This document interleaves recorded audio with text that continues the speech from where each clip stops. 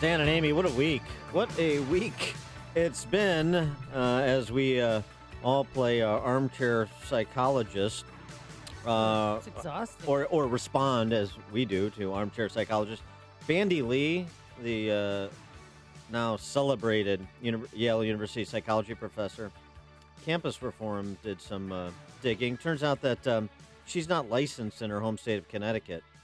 Oh, really? So even if she wanted to have President Trump declared, commandeer him, take possession of him for a psychiatric evaluation, she couldn't do it, it appears. She's also taken down her Twitter account amid the criticism she's received from violating the Goldwater rule and expressing opinions from afar, like we need to keep effectively saying President Trump needs to be kept away from sharp objects and weapons. Mm-hmm. Remarkable. Also, Jay Berman, who is one of the authors of the 25th Amendment that the country has become more familiarized with over the last year, suggests that the 25th Amendment is not appropriate in terms of invoking it with respect to Trump. At this moment, I don't think he meets the test of a president who is incapable of fulfilling his responsibility. And it's not to mean he's a Trump fan either. I think he was elected to do these dumb things. He hasn't become dumber or meaner since he was elected. This is who he's always been. This is who he was when he ran, and may well have been the reason people elected him. So Berman talking about the intent of the 25th Amendment was for a president who is physically incapacitated, obviously, and this was ratified in the mid-'60s. So we're talking about after the JFK assassination. You're talking about, a situation where a president has a stroke and cannot physically do the job. It's not because you disagree with his characterization of Central American countries. For more on these and so many other topics, we got FISA, we got the dossier. We've got his relationship with Kim Jong-un. We got a Missouri governor in hot water. We got so much. Slappy, huh? Allegedly. David French, who is a writer, of course, National Review, must-read, constitutional lawyer, best-selling author, and also a veteran of Operation Iraqi Freedom. David, thanks for joining us again. Appreciate it. Thanks so much for having me. I appreciate it. So here's what Jerry Falwell Jr. tweeted 2 days ago. Now, this is before the S-hole comment. Complaining about the temperament of Trump or saying his behavior is not presidential is no longer relevant. Trump has single-handedly changed the definition of what behavior is, quote-unquote, presidential from phony, failed, and rehearsed to authentic, successful, and down-to-earth.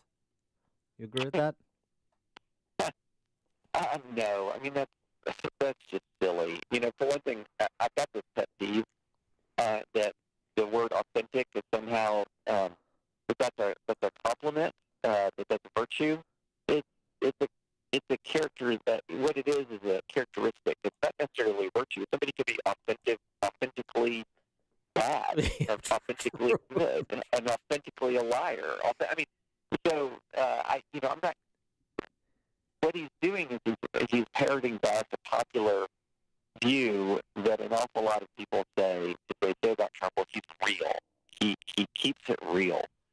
Well, he has a mannerism that's very blunt. That's not the same thing as being real. He does have truth problems. He's got truth problems an awful lot. I don't necessarily call that authentic. Well, do you think what he said about, people from Haitians and from certain African countries, do you think that was racist? Well, so here's the problem with that. Look, everybody knows some countries are better than others. I mean, that's obvious. But he was talking about that not in the context of where he would want to go vacation, as far as where he would want to live or where he'd want to raise a family. He was talking about it in the context of who he'd want to come here. So he's talking about people. Now, do I think that I don't think that Trump says to himself, well, I'd rather have, people of one skin color versus another. But I do think one of the problems is when you take in context what he said versus a whole lot of other things that he said. And then when you throw in this really unfortunate juxtaposition where he said, these countries are terrible and what we need is more people from Norway. The problem is you have to be giving him an awful lot of benefit of the doubt at that point. And really unfortunate. Now, it's likely that he just goes Norway simply because he just been, he just Prime had Minister. a representative from Norway. Yeah, right. And so Norway was on his mind. But, that's the problem is, so number one, everyone who says, well, I'm going to defend the president because obviously some countries are better than others, can't forget the context. He wasn't talking about where to go to live. He was talking about who we want to live here. He was talking about the people of those places coming here. And so, I can't look into the man's heart, but it doesn't look good. But then, now all of this furor and that will continue into the weekend, the Sunday talk shows for certain, and then let's say next week they get a deal done on DACA for border security, and the thing that President Obama did that was illegal, President Trump codifies, makes legal these 800,000 individuals that are DACA recipients, and who largely from Central American countries, third world countries. So then he's provided a path for these individuals, and he's gotten border security, and he's kind of center cut in terms of where the center right is on this issue. So you've got some of these, I would agree with you, kind of intemperate, unfortunate, unnecessary remarks, but then you could have another arguable policy achievement. Well, you just summed up the Trump presidency. Yeah, exactly, exactly. So, yeah, I mean, that's one of the problems. One thing does not negate the other thing. So, right. that's one of the issues. So you'll have people who say, well, what Trump does doesn't matter because what he does is been really good. And then you'll have people who say, well, what he does doesn't really matter because what he says is really bad. And those don't matter.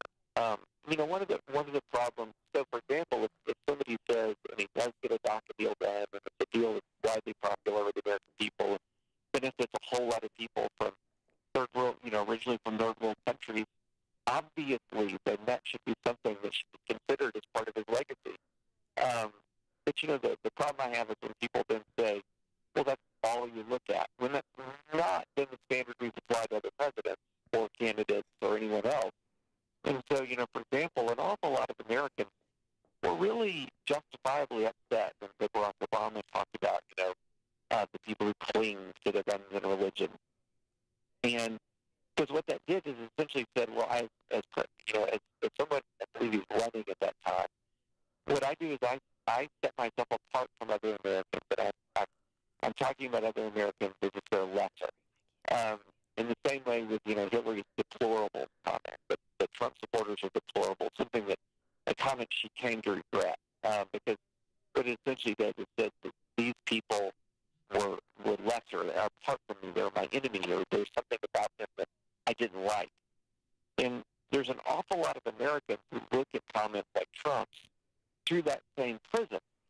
And so, there were Democrats who would say, no, all Obama was doing was he might have used an unfortunate word, but he's just describing, how people hold on to those parts of their culture that are important to them. Or they're saying, well, Hillary used an unfortunate word to describe all Trump supporters. But yeah, certainly if you are bad people, and other Americans are like, no, this is disclosing something in their heart. Yeah. And conservatives have to realize that that's how billions of people hear what Trump is saying. And he's responsible for his words.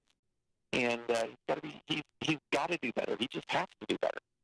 Now, President Trump gave an interview to the Washington Post talking about his good relationship, quote unquote, with Kim Jong-un. Do you think there's a backdoor channel of communications going on between these two? One, who the heck knows? I mean, we don't really know, but I'll say this, we can't tell from that interview. One of the things that you learn when you read these Trump interviews, I don't know if you guys saw the transcript of the Wall Street Journal interview that he gave recently, is, a lot of it is just a wall of words. And you don't really know what's true in there and what's not true in there, or what's deeper in there and what's not deeper in there. We just really don't have any way of knowing what he meant by that comment. One other speaking of the Wall Street Journal interview, one of the other comments that he made that is not getting as much play because of the comment about the Central American and African countries, is suggesting that that FBI agent Strzok, who, along with his paramour, were hatching plans to derail the Trump presidency somehow, some way. He accused Strzok of treason. What about that? The President of the United States accusing an FBI agent, maybe with some merit, I think with some merit, of a treasonous act. Well, treason would have to involve joining with the enemy of the state. So I don't think Trump actually knows legally what treason is. And so when I hear that, I think, this guy doesn't know what treason is.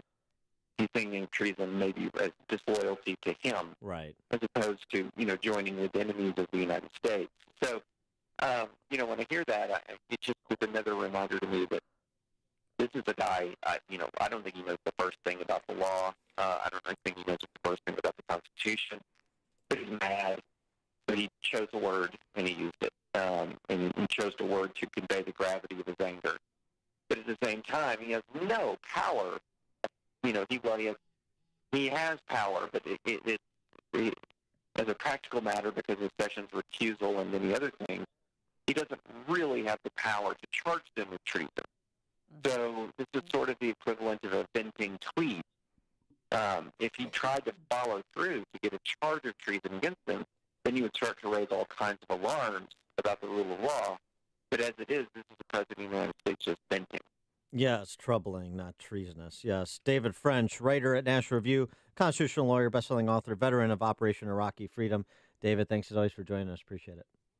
Thanks so much for having me. And we have a little bit of breaking news. President Trump just tweeted, "I never said anything derogatory about Haitians, other than Haiti is obviously a very poor and troubled country. Never said, quote unquote, take them out. That was made up by Dems. I have a wonderful relationship with Haitians. Probably should record future meetings. Unfortunately, no trust." It's news